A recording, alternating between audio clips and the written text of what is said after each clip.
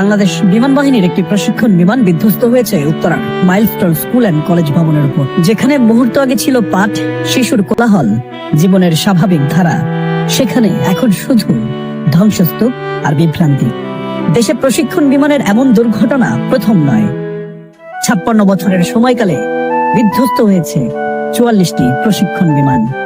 চলুন ফিরে দেখা যাক। 2008 সালের 8 এপ্রিল একটি F-7 যুদ্ধ বিমান ভেঙে পড়ে টাঙ্গাইলের ঘাটাইলে। এরপর 2015 ও 18 সালেও এ ভেরিয়েন্টের যুদ্ধ বিমান বিধ্বস্ত হওয়ার ঘটনা ঘটে।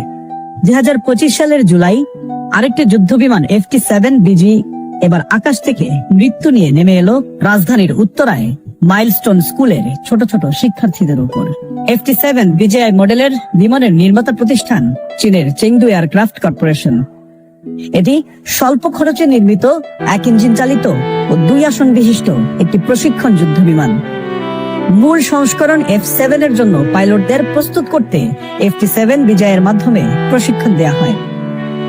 বাংলাদেশ এসব যুদ্ধ বিমান কবে কিনেছে তা আনুষ্ঠানিকভাবে জানা যায়নি। তবে FT-7BGI সংস্করণটি বাংলাদেশ 2013 সালে চীন থেকে কিনেছে।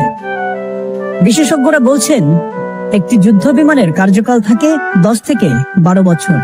আবার দীর্ঘদিন অব্যবহৃত থাকলেও বিমানের ত্রুটি দেখা দিতে পারে।